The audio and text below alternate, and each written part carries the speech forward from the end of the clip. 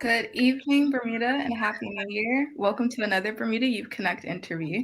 My name is Haley Tiart, and I'm joined by Ajay Peets.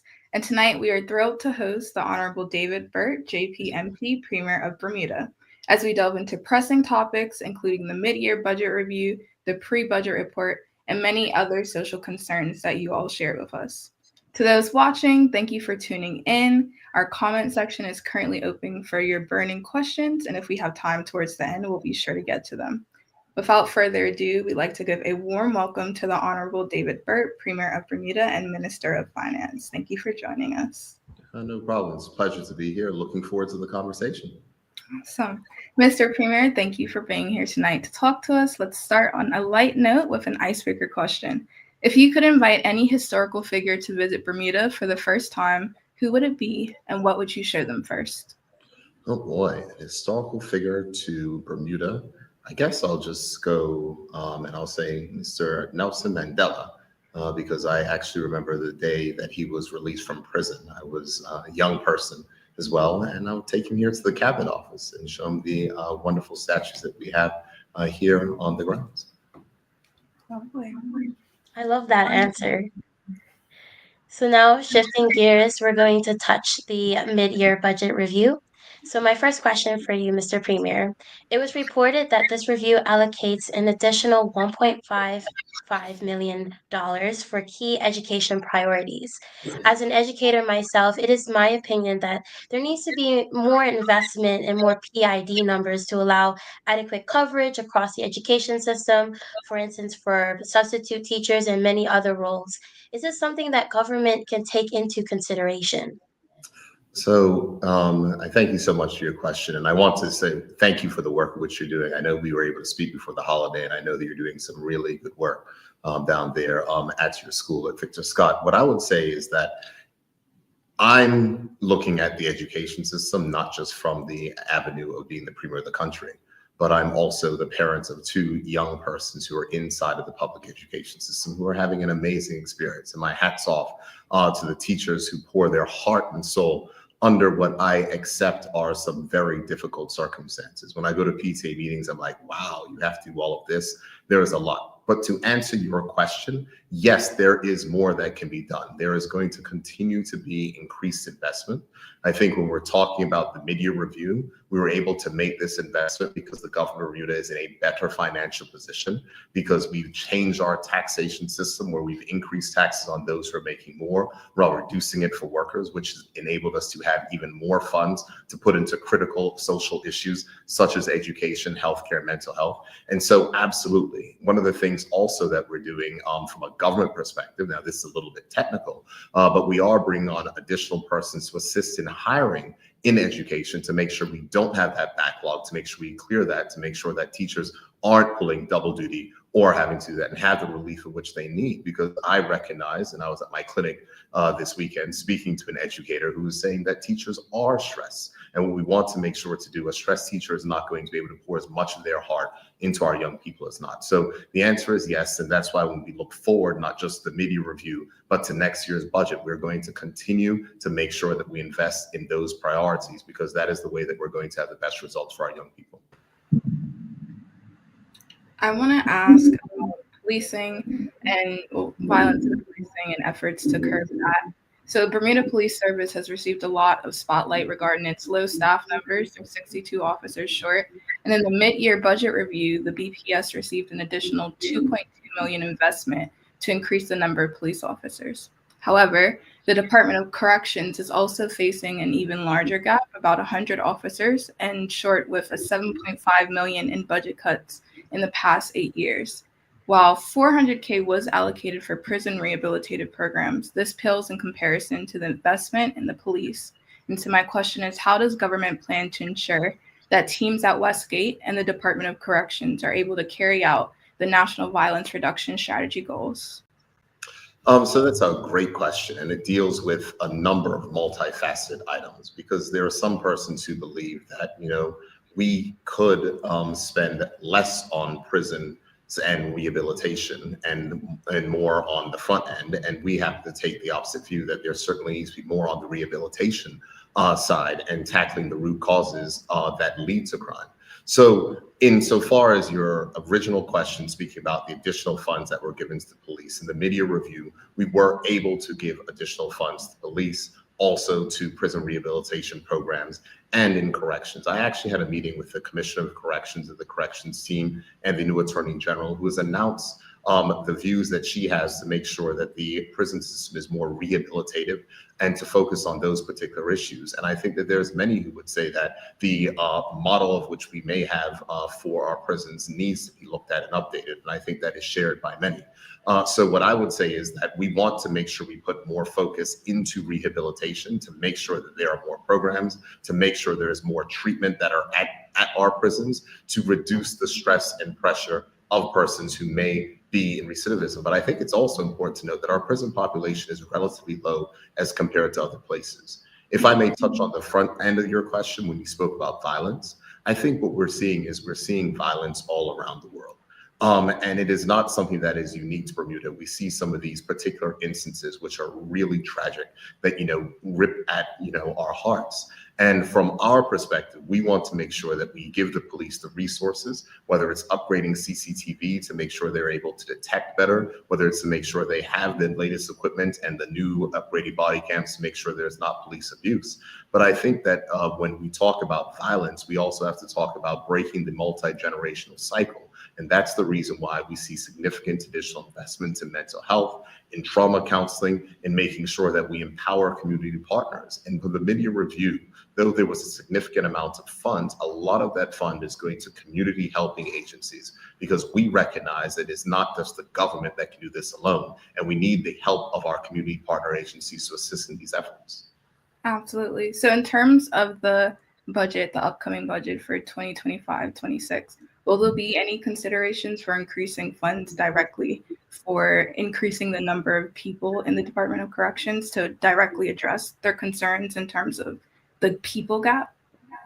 Well, the answer to the question is yes. I literally just had a meeting with the Attorney General speaking about that very particular issue. And so, yes, I'm not going to predict where the budget's going to end up, but what I can say is that that is something, and that is why we met with the Department of Corrections.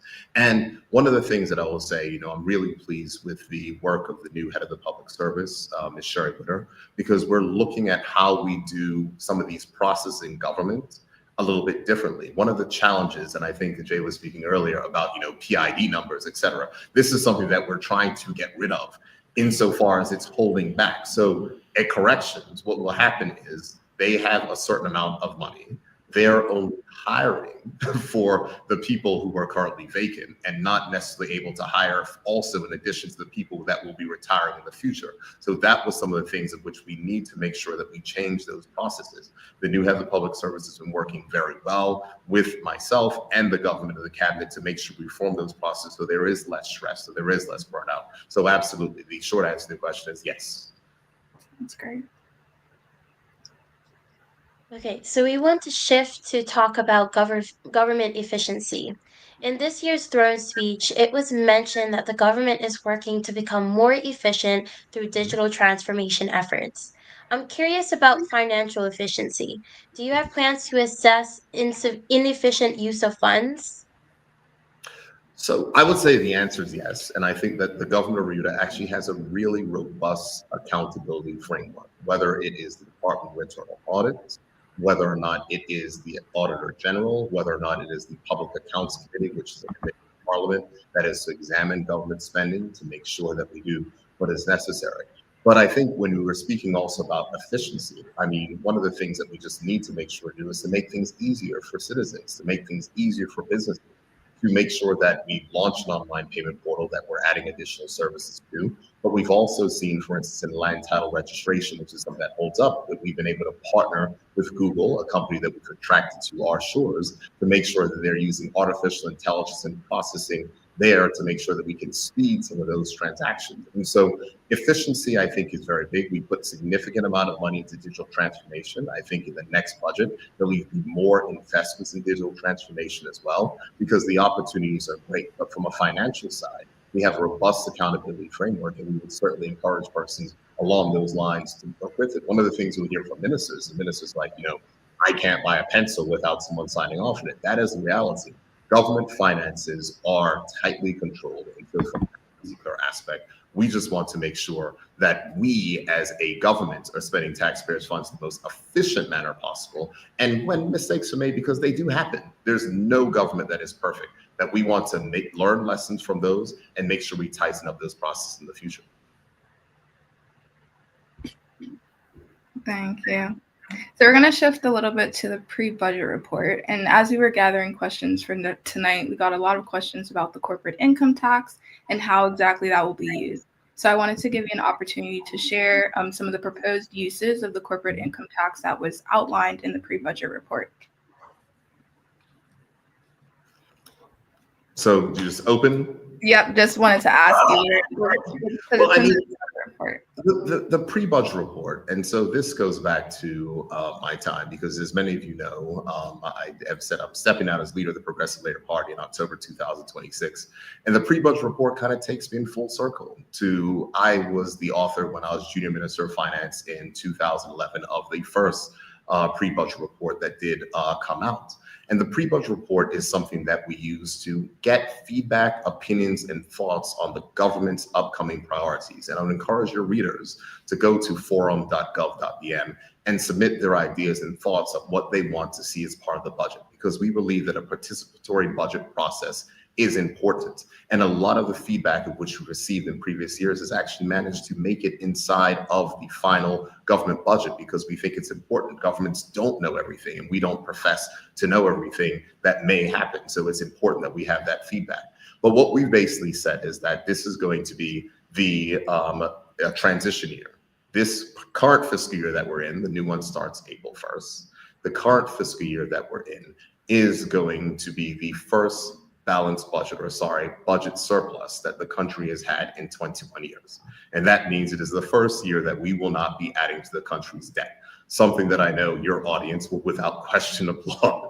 And so from that aspect, the question is, what's next? We know that there is going to be revenue that is going to start to flow into the country due to the corporate income tax. And we take the position that it is vital that we make sure that Bermuda remains competitive.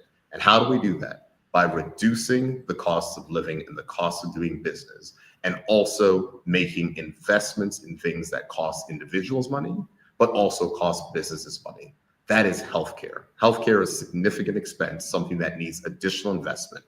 And so what we've said is that we're going to make a $50 million down payment into our universal healthcare system to make sure that we can expand healthcare coverage to persons on HIP, to persons on future care, and make sure that we can have more funds inside of our healthcare system for persons, even possibly looking at expanding prescription drug coverage under some of these plans. Additionally to that, we've laid out a suite of tax reductions that will factor into the next budget.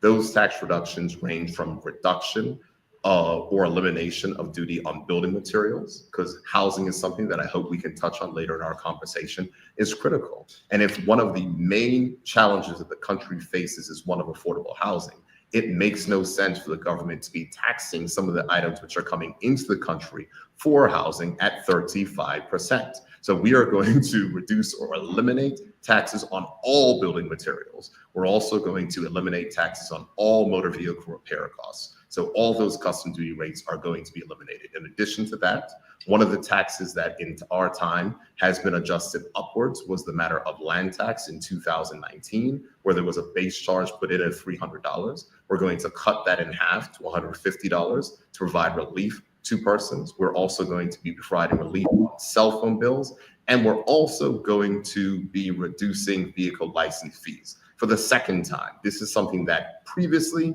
before, this is something that affects families. Everyone knows, especially if you own a car, that your birthday present from the government of Bermuda is a very large bill to relicense your vehicle. The last time we increased vehicle licensing fees was in 2018. We've made one cut before, and we're going to make another cut, because what we recognize is that for families, certainly those persons who need to transport their families who need relief, we are making sure that we provide those relief in the places where it's required. And there's one thing I forgot, I'm sorry so much, Haley, is a further reduction in the energy taxes. That's also been laid out. So we did see and hear from the Minister of Home Affairs that energy bills are expected to go down in January, marginally, but the good news is that they are not going up. And what we're planning on doing in the next budget as well is reducing the energy taxes further. So this year, as announced right before Cup Match, that we were reducing the energy taxes by 60%, and we're planning on reducing by a further 20% for a total 80% reduction in energy taxes as of the next budget. That is a great lead to my question, actually, because I wanted to ask about tax incidence as it relates to energy costs, because we know that the amount of savings passed down to consumers is dependent on global and local market conditions.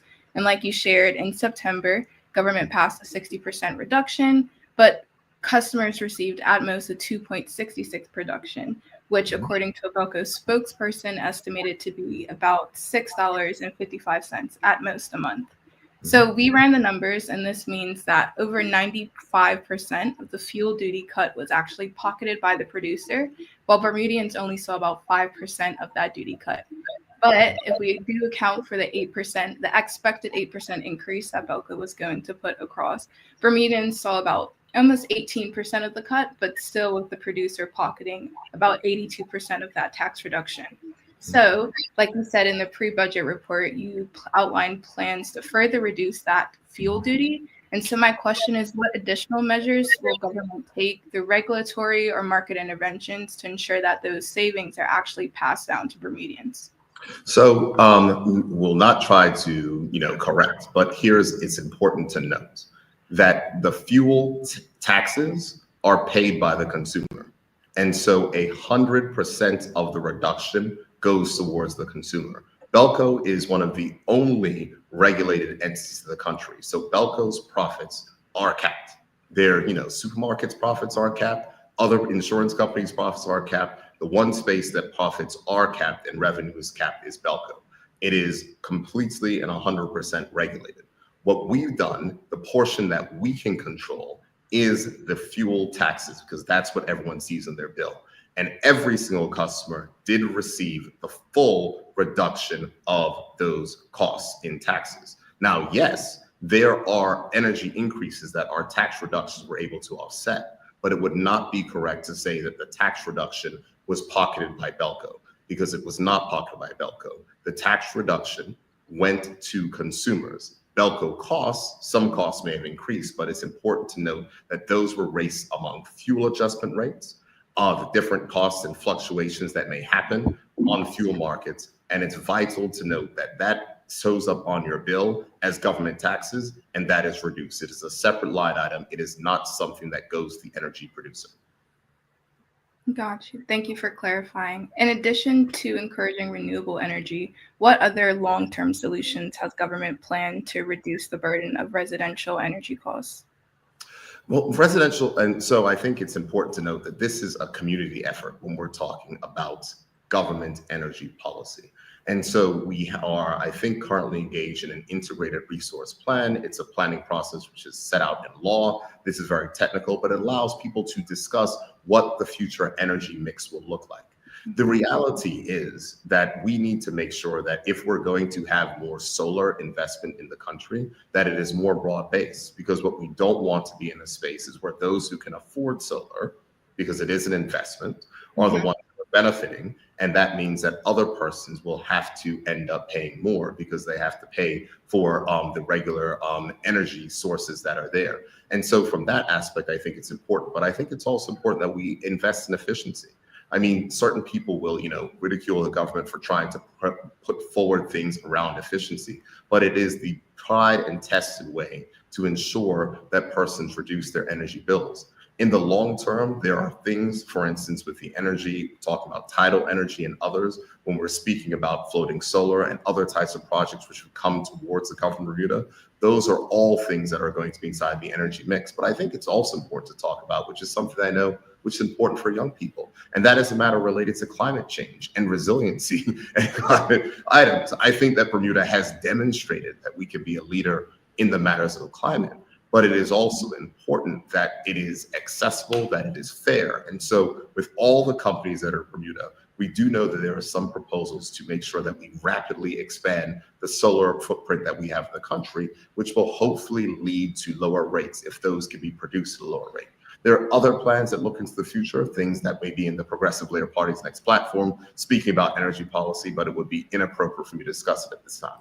No worries. And then are there other things outside of renewable energy that maybe like around just diversifying the other types of energy sources and like outside of The energy sources, the only energy source that exists are renewables, fossil fuels, and nuclear, which is considered, a renewable energy. I don't think that anyone is seriously considering nuclear power plants in Bermuda at this point in time, and that might be something when these things are tested in future years, as they have smaller ones, which are known to put out clean power and renewable. But I don't think that is something that is realistic any point in time in the next 5 years. I think the most important thing to do is to continue to focus on efficiency, continue to make sure that we support the investments that can reduce people's energy bills throughout their particular homes, continue to reduce the energy taxes, and require the regulator to make sure that BELCO, is not taking money,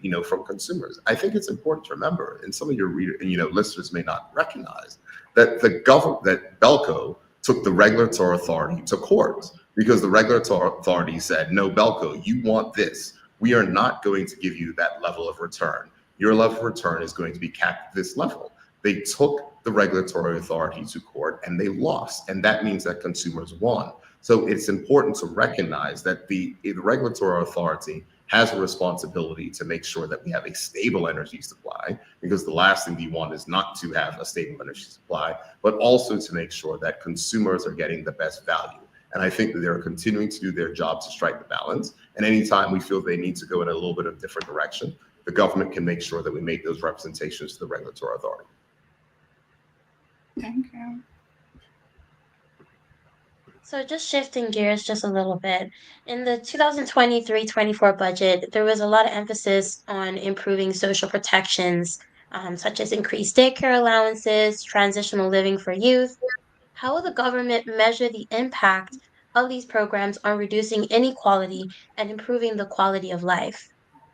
That's an excellent question. And I think, when I look at the challenges that we've had over our time in office and, when it is that we came in, and there's the one thing that, people are always saying, young voters want change. We have brought significant changes to this country, whether or not we're talking about the changes of the implementation of the minimum wage. You spoke about this issue of the minimum wage, which affects young persons and young workers particularly. When you speak about the issue of transitional living, I remember this story, which I've told many times, so I hope that you allow me to tell it again. It was during the 2020 election. There was this young person who was near PLP headquarters who was sharing with me the challenges that he faces. He was a young person that was in care, and he said that he didn't have anywhere to go when he turned 18. Those are the types of stories that touch our hearts and recognize that there's things that we need to do. And I was able to take that young person inside, show him the PLP platform, and say, we recognize, we hear you. This may not be able to apply for you, but recognize that persons in the future, we are going to make sure that we learn from this experience and deal with this particular issue. The transitional living program has been amazing for the young persons that have been able to participate in there, to make sure that at 18, they're just not kicked out of care, kicked out onto the streets, that they have a place to live, that they have a place to learn life skills, etc. And when we talk about child daycare, there's been a significant expansion in child daycare. Child daycare was implemented in 2010 under the last PLP government. When the former government came in, that level was cut from $70,000 to $50,000. What we did when we came in, we said that we're going to support child daycare, but we said we need to review it to make it fair, because we didn't believe it was fair that if you made $49,000, you were eligible, but if you made $51,000, you got nothing. So we said it needs to be a scaled process, etc. Now, with the recent reforms, families making up to $130,000 are able to access for assistance. We've seen the number of persons who are receiving this benefit increase by 150%, which means that there are more persons that are able to access high quality childcare, to be able to receive that type of support. And that's making real impacts on families. And it's something that we're particularly proud of.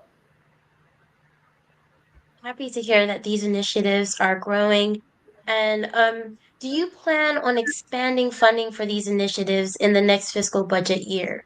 Mhm. Well, I think that what we are going to make sure to do is that the initiatives that are there are funded. And so if you've seen a significant number of persons that are taking advantage of the expanded child care benefit, and so the ministers that can reassign some money this year, which will go to farmers, and next year in the budget, yes, we're going to have to make sure that they are funded. And we're going to see in future years whether or not there's space to expand that assistance, whether it's to increase the level of funding or to increase the allowances for the persons to be available. But what is also important is that, I'm sorry, I'm sure that there's a challenge with the audio.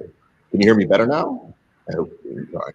But one of the other things that I think is also important, and this is specifically dealing with the transitional living, is that there are many more programs that we can do working with community partners. And I think that is one of the messages from the mid-year review. The government doesn't have to do it all. We want the communities to come ahead. When you look at the violence reduction strategy, the community clubs, the helping agencies, everyone who came together to put that strategy in place and to play a part. So it's not just the government. It is to make sure that the government can there facilitate, but also recognize that there are persons in the community who have expertise, who can deliver these things sometimes better than the government. And that is something that has always been a mantra. We continue to work with community partners to deliver a range of programs. And I think that's what you'll see an expansion of in future budgets. That's amazing because we definitely need that, especially for our families. So we're going to shift a little bit over to social challenges. Uh, So the first question that was sent to Bermuda Youth Connect by a concerned young person who's actively involved in charity work, they said, Mr. Premier, it is no secret Bermudian charities are struggling, and with this new corporate income tax, many charities are already preparing for reduced corporate donations. Does this government have any plans to offer systematic financial support for CSOs and charities as they provide vital support to the Bermudian community? So let me say on this piece that our charities in Bermuda have done an amazing job under incredibly difficult circumstances. We know how challenged they were during COVID, how challenged they've been in the time period as the economy continues to recover and get back on its feet. So my hats go off to the charitable organizations, whether or not it is through the mid-year budget review, where we did give significant additional funding to many charitable organizations that are partnering with the government to deliver this, whether that be Eliza Doolittle Society, whether that be Home and others. We think that it's important to engage them.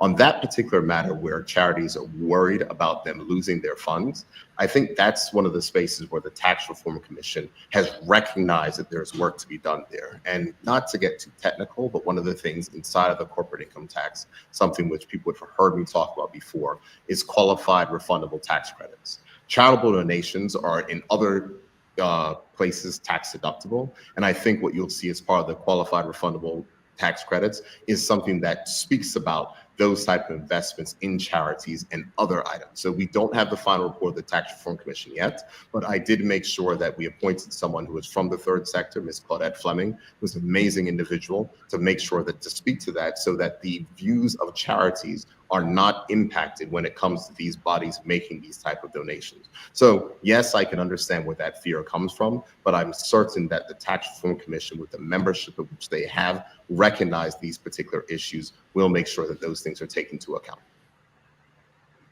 Thank you, Mr. Premier. We have another question about abortion rights because President-elect Donald J. Trump is about to be sworn into office, and the Supreme Court just overturned Roe v. Wade.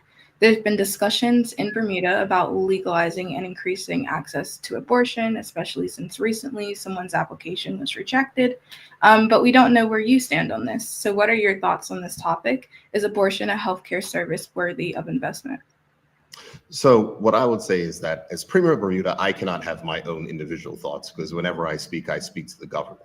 But I can speak on the level that I know that the Attorney General is certainly looking into this particular issue. I think that Bermuda's approach to this is outdated. And I think that we need to look at the revised approach to it. And I have no doubt the Attorney General, in addition to, I know that Senator Hodgson has spoken up on this topic and others, are looking at this issue. And I sincerely have a hope that we have a modernized approach to this. I mean, this is a difficult issue for many cases and instances, and many people will have their own views. But what I think is certainly something that is not the case is that these things should not be inside of our criminal code. And we need to look at a more humane way and a humane approach to these particular matters. And so I can say definitively that I don't believe they should be in the criminal code. I think the Attorney General has spoken on that particular issue, and we're going to look to revise. What that will look like, I don't know. I'm not going to make policy pronouncements and get ahead of the cabinet or my party, but I do believe that we need a modern approach to this. And if I can say something, I think that it is something that may have been overlooked. And I'm grateful, for, Senator Hodgson for speaking upon this matter. I'm grateful to the Attorney General for, saying that, this is also something that we need to look at. And, I really love my new Attorney General, the work of which she's doing around the things of which you're speaking about when it comes to criminal justice reform, and also looking at these type of issues as well. I mean, there's an issue that I was to speak to the AG about, something that was mentioned inside of this year's throne speech, was speak about the Young Offender Act. The age of criminal responsibility in Bermuda is 8. We are way out. No, see, Ms. Beats, I saw that look on your face. We're way out of step with many types of things inside of the world. And so those are the types of reforms which we have. So on that particular issue, I look forward to what the party will put out in our next election platform. But I have no doubt that there is a commitment amongst the very, I would say, powerful women's caucus that we have inside the Progressive Labour Party to look to advance this particular issue and to make sure that these voices are heard and are reflected in the government's policy going forward. Thank you. Right. So moving on, this next question comes from another young concerned Bermudian voter. They want to know how this budget ensures that LGBTQ plus Bermudians are able to thrive in Bermuda given the lack of acknowledgement from the government and lack of equal access to human rights. Mhm. Well, on this particular issue, what I would say is that our Minister of Youth, Social Development and Seniors, who is the minister who is responsible for social inclusion, has done a significant work in making sure that inclusion is recognized.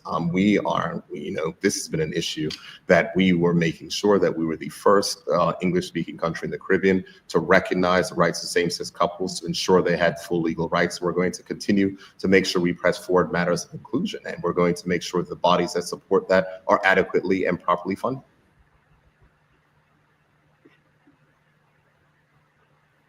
Thank you.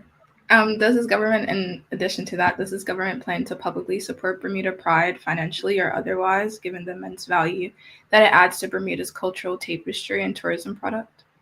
So what I would say is I know that the ministers have attended these particular events that are put on an annual basis, and will continue to provide that support. I mean, issue statements. We want to make sure that we have an inclusive society. And, I think that there are a number of things that from a government perspective or a country perspective that we need to recognize that inclusion is something that is important. So we have supported the past. I'm sure we'll support them going forward. Okay. So, according to a poll on the Royal Gazette's website, 81% of people do not support government's amendments to the PADI Act. Mhm. Introducing a fee and restricting a request to 100 hours of time, how do you respond to this clear rejection of this amendment? So the one thing I'll say is that I'm not going to certainly recognize a Royal Gazette poll as being a scientific or representative of the public. But what I can say is that, first of all, there is not a fee for PADI requests. So that is misleading and false. There is no fee. That is the one thing the minister made it very clear about. There is no fee for PADI requests. There are some countries that do have a fee for PADI requests. We do not have a fee for PADI requests, and there is no fee that's put in. A fee is going to be put in place if a search exceeds 16 hours. Most searches are handled very quickly, very simply. Someone's looking for a piece of information, looking for this, looking for records, and different things like that. But we also have to make a balance, because the reality is that when we're talking about the government having to deliver service, the persons who are doing this research are taken away from the duties of which they're doing insofar as serving the public. So whether that be in healthcare, whether it be in the police, whether it be in education, those type of issues, these are public officers and civil servants whose regular jobs do get uprooted when having to deal with these complex requests. So we do believe that we have struck a reasonable balance in this. I know there'll be some persons who believe that we shouldn't have done it, other people who believe that we should have gone further. But I think the minister made a very good contribution in Parliament, and I think we struck the balance, and I think that we'll take some time to see how it works. And if there's further changes or adjustments which are needed, then we'll see what those are. But I just want to make sure to clarify, there is no fee for patty requests. Thank you for that clarification. We have another question sent by another young person concerned about low population rates and immigration. How does the government plan to battle the increase of Bermudians leaving the island and the increase of foreigners moving to the island and Bermudian culture slowly using its uniqueness as a result? Mm-hmm. So that is something that governments have had to tackle with, and especially matters related to low birth rates, which have affected many countries around the world. I was actually looking at something the other day that was very interesting on how some countries managed to address that. But some of the things of which we've done, first of all, is that when we speak to persons who, overseas in the United Kingdom and speaking about what will it take to come back home, one of the things in which they want to say is, I've lived here for a while. I'm not planning on moving back to Bermuda to live inside my parents' house. And that's the reason why, we've made a record investments in affordable housing. That's the reason why we put the government's balance sheet out there to implement the mortgage guarantee program to reduce down payments for first-time homeowners, and to also to ensure that they have lower interest rates that can get on the property ladder. Over 50 young people have been approved. 38 first-time buyers have had an opportunity to buy a home. The significant expansion, as I said, investment in affordable housing, but also when you talk about things about childcare, children can be expensive. And if you are supporting childcare and expanding that, because the level that it was set at before at 50,000, that was not okay. And Bermuda is an expensive jurisdiction. So we have to recognize that the levels have to be much higher, and we have to support not just working class persons, but also middle class persons who want to make sure they can get ahead. And so from that particular perspective, I think that's the way you tackle it. But I think it's also important to note that Bermuda is a small jurisdiction. There are going to be people who are going to leave for opportunities that cannot be sustained in Bermuda. I know that we have done many things for the arts. We've created the maker spaces, something that we said we'll deliver on. We're going to continue to support. But, if you are good enough to be in, the theaters on Broadway or in London and all the rest, you're going to go ahead and make your mark. But when I go over to London or when I go to the United States and I speak to students, I tell them to make your mark here, do your thing, but always remember that there's a place home for you in Bermuda. And our job in this government is to make sure that we continue to invest in housing and invest for the future, to make sure that we have a first-class education system, and to make sure that our economy and taxes is more fair. I just want to share a story. In 2018, when we talk about this long history of Bermuda and the economic system which we've had, because there's some people who will criticize us for not changing it fast enough, and I will accept that criticism. I will accept it. But some of the things of which we've done, in my view, sometimes just aren't recognized. In 2018, in our first budget, was the very first time that local dividends were taxed in this country.